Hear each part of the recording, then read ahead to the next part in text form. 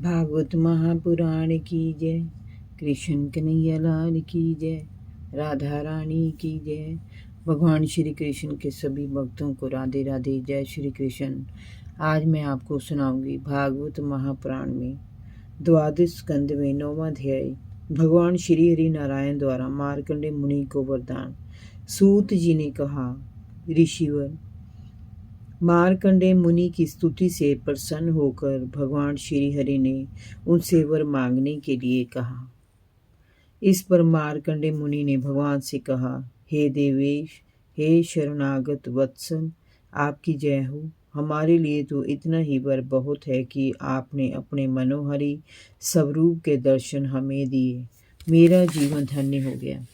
मैं आपकी आज्ञा के अनुसार आपसे बस इतना ही वर मांगता हूँ कि आप मुझे अपनी माया का दर्शन करा दें, जिससे मोहित होकर सभी लोक और लोकपाल ब्रह्म स्वरूप में अनेकानेक भेद देखते हैं। शौनक जी, मार्कंडेय मुनि के वर मांगने पर भगवान ने तथा अस्तु कहा और वहां से चले गए। इधर मार्कंडेय मुनि अपने आश्रम पर रहकर इस प्रकार से चिंतन करने लगे कि मुझे माया के दर्शन कब होंगे। वे निरंतर भगवान की आराधना में लगे रहते थे। एक दिन की बात है, संध्या समय हिमालय के उत्तर में पुष्पभद्रा नदी के तट पर जहाँ उनका आश्रम था, वे तपस्या में लीन थे। तभी जोर जोर से आंधी चलने लगी। उस समय हवा की साए साए और बादलों की गड़गड़ाहट से सारा आकाश कंपित हो उठा। बार बार बिजली चमकने लगी। कुछ पल बाद ही भयानक वर्षा वहां होने लगी। मार्कंडेय मुनि को लगा कि चारों ओर से उमड़कर समुद्र ही पृथ्वी को निगलता चला आ रहा है। उस भयानक तूफान में चारों ओर जल ही जल दिखाई देने लगा, जैसे प्रलय आ गई हो। देखते देखते सारी पृथ्वी जल में डूब गई। अन्य लोग भी उस विराट जल राशि में डूब गए। मात्र एक वे ही थे जो तटस्थ भाव से उस प्रलय को देख रहे थे। उस महाप्रलय में समस्त जीव डूबते चले जा रहे थे। सर्वत्र अंधकार की चादर बिछ गई थी। इस प्रकार मार्कंडेय मुनि विष्णु भगवान की माया से मोहित होकर प्रलय के भयानक रूप को देख रहे थे। उसे देखते देखते कितना समय बीत गया, उन्हें इसका भान ही नहीं रहा। तभी उन्हें एक बरगद का पेड़ दिखाई दिया। उस बरगद के पेड़ की छोटी सी डाली पर पत्तों का एक दोना सा बना हुआ था और उसमें श्याम वर्ण का सलोना एक अति सुकुमार बालक लेटा हुआ मुस्कुरा रहा था। शौनक जी, उस दिव्य शिशु को देखते ही मार्कंडेय मुनि की सारी थकावट जाती रही। आनंद से उनके हृदय कमल और नेत्र खिल उठे।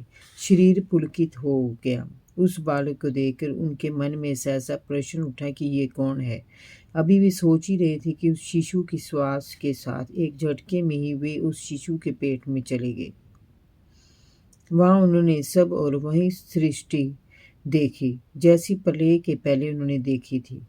मोहवश वे कुछ भी नहीं सोच सके। सारा विश्व वहां उपस्थित था, यहाँ तक कि उन्हें अपना आश्रम भी वहां दिखाई दिया। इस प्रकार सारा विश्व वहां देखकर वे उस शिशु की श्वास के साथ ही बाहर निकल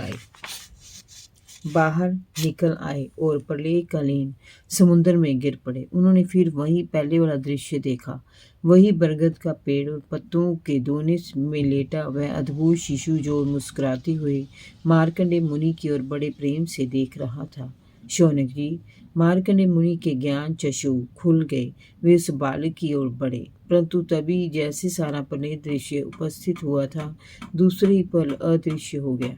मुनि ने देखा कि वे जैसे पहले आश्रम में बैठे थे वैसे ही अभी भी बैठे थे, जैसे एक स्वप्न देखकर वे हटे हों। भगवान की माया के दर्शन उन्होंने कर लिए थे। उस माया से मुक्त होकर वे फिर से भगवान श्री हरि के चरण कमलों में समर्पित हो गए। जय जय श्री राधे। भागवत महापुराण की जय। कृष्ण कन्हैया लाल की जय। भगवान श्री कृष्ण के सभी भक्तों को राधे राधे। जय श्री कृष्ण।